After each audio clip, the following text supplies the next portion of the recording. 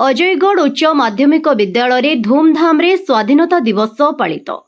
गजपति जिला गुम्मा ब्लॉक अंतर्गत अजयगढ़ उच्च माध्यमिक विद्यालय परिसर रे आज 80तम स्वाधीनता दिवस बहु उत्साह और देशभक्तिर भावना रे धूमधाम रे पालित होईची। विद्यालयर छात्र छात्री एवं शिक्षक शिक्षयित्री समस्ते देशभक्तिमूलक गीत गान करी साही परिक्रमा करथिले। एहा समग्र अंचल रे देश प्रेमर भावना सृष्टि करथिला। विद्यालयर अध्यक्ष आम्पुलु मुरली कृष्ण प्रदीप प्रज्वलन करी कार्यक्रम शुभारंभ करथिले।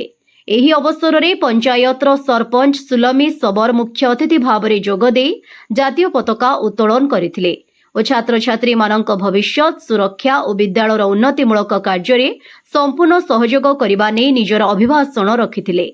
तत्परे सांबादिक सुरेश नाग निज अभिभाषण रे छात्र छात्री मानकु देशर भविष्यत भावे वर्णना करबा सह गुरुजन और वयोज्येष्ठ मानकु सम्मान देबाकू आह्वान देथिले। देशर उन्नति पई शिक्षा श्रृंखला और देशप्रेम को जीवनर अंश करबाकू से परामर्श देथिले। कार्यक्रम रे सरपंच विद्यालय सभापति और उपसभापति मध्य निज निज अभिभाषण रखी स्वाधीनता दिवसर महत्व और छात्र छात्री दायित्व संपर्क में मत प्रकाश करथिले।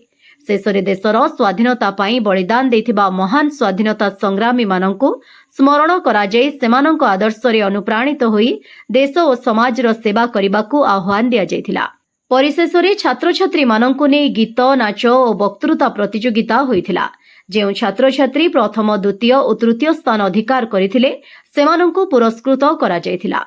एही कार्यक्रम को शिक्षक सूर्यराव बिड़िकी परिचालना करिथबा बेले विद्यालयर समस्त शिक्षक शिक्षयित्री सहयोग करथिले। गजपतिरु सुरेश चंद्र नाग को रिपोर्ट खबर तरंग।